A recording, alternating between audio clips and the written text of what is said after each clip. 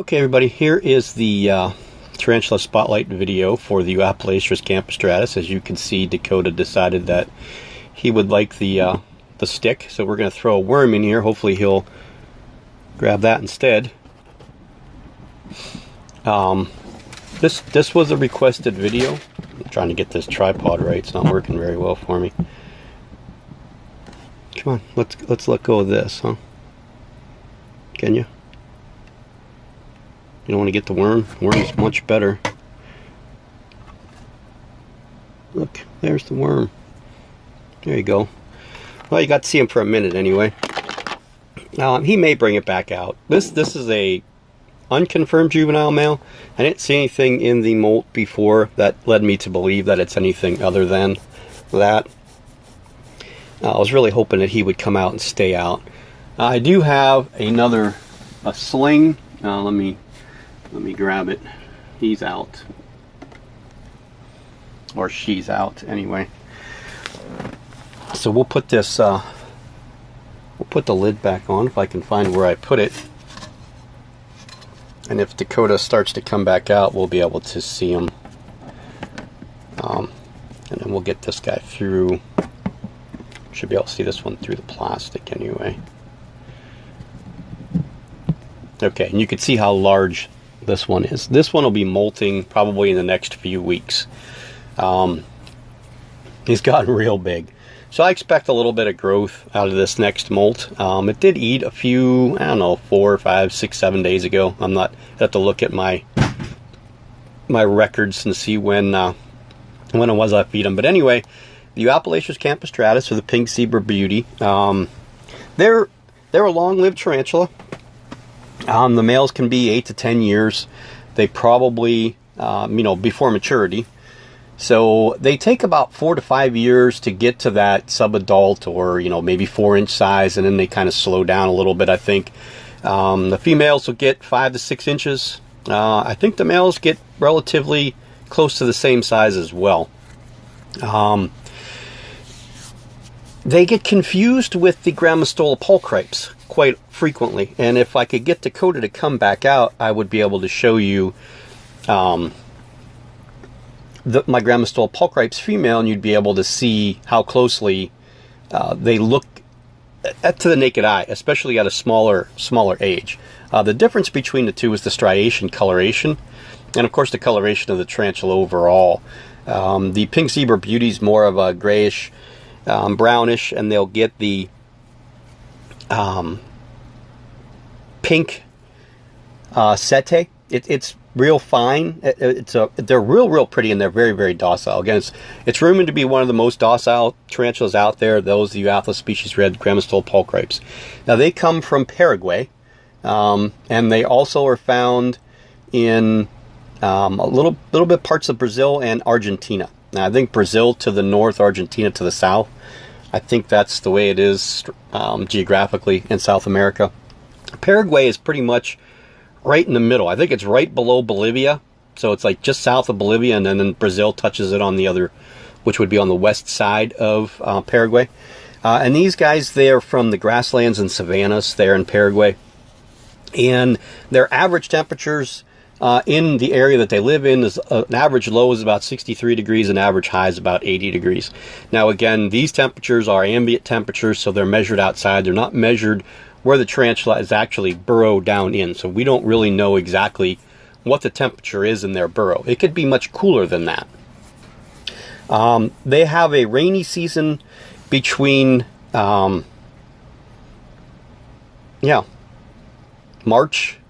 I think it's March, April, May, and then it stops again, and then it comes back October, November, I think. They don't get a lot of rain.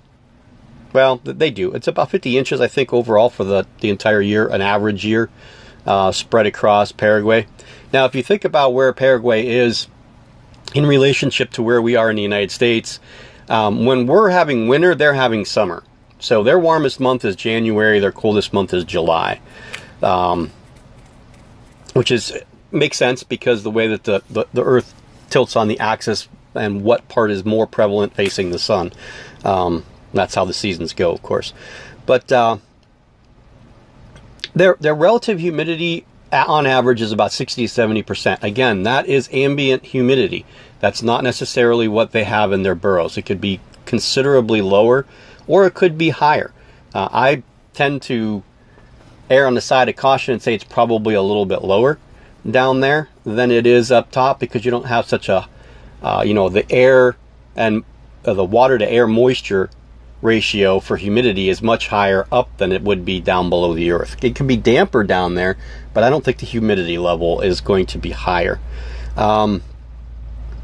Chaco is also in Paraguay, and that's where the Gramisola pulchrapes is from. And I think Chaco is in the northern part of Paraguay, and the Eupalaestrus campestratus is found more towards the middle and towards the southern part of the country. Yeah. They were first described by Simon in 1891. I did write that down.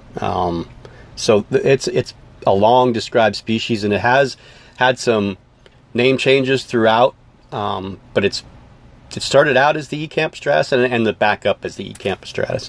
And I think there's two other species in the hobby that are from the Eupalaestrus. I've only seen I think it's the Wagenbergi, and then there's another one, but I can't remember what the name of it is. And again, they're like a 4, 5, 6 inch spider. They're nothing big.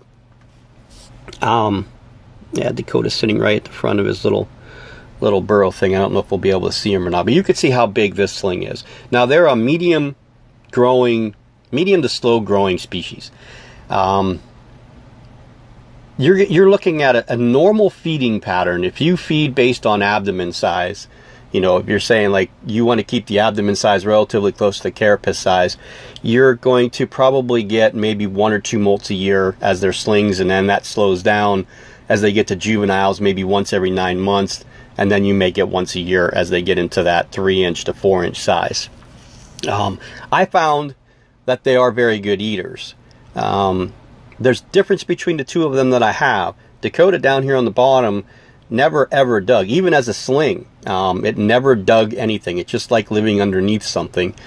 This guy here has got a burrow down through that skull all the way down to the bottom, but he tends to be up top more than he is down below. So you will see them. They are docile. They're not very flicky. So you're gonna be able to keep them looking good, which is, I pride myself in trying to. I don't mess with them enough that they want to flick hairs all over the place and then lose that abdominal structure. I don't like the look of a bald abdomen tarantula. But yeah, the coloration, again, they have like reddish setae. You could see his little butt there. Maybe he'll come out. I just purchased a new light, so we're going to have an upper light, and then we'll have a lower light that'll be able to shine down in a little bit better, so we'll be able to see a little bit better into things like this. It's another LED, but it's much brighter than this one. I can't remember. I think this one's 200 lumen or 300 lumens, and the one that I got is like a 700 lumen. It was on clearance. I couldn't pass it up, so I have to drill a hole in it to make it work with the tripod. But anyway, back to the spider. I don't wet them down at all. I overflow the water dish in an area. They've never ever congregated in the wet area ever. I have seen them in the water dish a few times getting drinks. These two aren't, well, I can't say it. The little one likes to use his water bowl as a toilet, as a lot of spiders actually do. I don't know why they do that, but they do. Dakota doesn't. He just, I don't even really know where he goes, but he goes. So, if there's certain specific questions on the species itself that you would like to know, let me know for sure. The females, like I said, can live from 18 to 25 years under right conditions. So they are a long-lived species. You'll be able to tell pretty quickly in a molt right around the 2.5 inch mark. You should be able to see at that point whether they're male or female. If you're not seeing anything at that 2.5 inch mark, you definitely are gonna have a male. This one here, as you saw in the beginning, it did. I'm gonna put some water in a dish here. It did I tried to coax it out, And instead of just coming out, it decided it wanted to attack the skewer because it thought it was food. So this one, Dakota's been very food driven. He's a very very easy tarantula to feed. Pull that light a little bit down so you could just see him. They do have a little bit of grayish look to them. They were a very, very sought after tarantula last year, and the year before you couldn't hardly find them. Now there's slings a lot. I know Tanya at Fear Not Tarantulas has had them. I'm sure all the other places that sell them have them. I'm not saying that all of them do, but I think most of them do. I don't know about palp frictions. I was just on their site. I don't think I remember seeing Eupalaestrus campestratus, but Tanya had a bunch of them, and that's where the little one came from. This one here came 2.5 years ago from Netbugs at Anastasia. I got this one, and I got a Acanthoscuria inseptilis, which that one died. I had it for about 5 or 6 months, and it molted and then died. I was pretty upset about that because you just don't see that tarantula around very often. But so yeah, that's pretty much the gist of it. I said yesterday's temperatures in Paraguay, their main city in Paraguay was 82 degrees, with a low in the plateaus or the upper parts of the higher altitudes. About 64 degrees was supposed to be an overnight low of the upper altitudes. And the humidity yesterday was 62%. So again, ambient humidity. You don't need to wet these guys down. Just put a water bowl in there, fill it up. Once it dries out, fill it back up again. They don't drink water every day, so it's not like you have to be on top of it every single day. But make sure once a week you're checking, this one. Well, basically all your spiders should be checked every week for the necessity of water. I found a lot of mine that I watered over the course of the last couple days all came out of their burrows, went right to the water dish. So, they're getting dry. As a matter of fact, I have a Poecilotheria sitting in the water dish right now. So maybe that one needs to get some water into it. But yeah, that's about it. One of my favorite tarantulas overall. I really wish that we could get them to come out. I can try to coax them out so you guys can see them. We have about 2 minutes left of being able to film before we run out of our cutoff time. Come on out here. Come on. Come on. You got food. Now come out here. Come on. And again, he's attacking it. So there he is. I'll try to get you a nice close-up of him before he takes back off again. You can see he's got like a grayish hue to his carapace and his chelicerae. And you can see the pinkish colored setae on his abdomen. And again, his striation coloration is whitish versus the gold of a Chaco golden knee or the Grammostola pulchripes. So one of these times I'll get these two side by side when they're both out, and then you'll be able to kind of see the difference between the two of them, maybe. Or I can take some really good pictures and try to put that on my Eerie Arachnid site on Facebook. I'll get some decent pictures, put them side by side. Matter of fact, I think I have a couple that I can put on the Eerie Arachnid site side by side, and you'll be able to distinguish and see the difference between them. The striation marks are pretty similar. The coloration is different. And of course, the overall color of the tarantula between the two is different.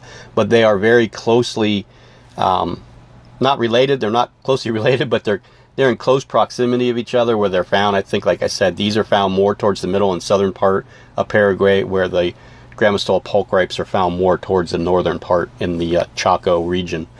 So I hope this helped cleared things up for everybody. Basic, easy care. Like I said, nice and dry. They like a hide. This guy's really, really taken to this, and he's burrowed back down all the way to the other side of the back wall of this enclosure. So thanks again, everybody, for watching, and talk to you guys later.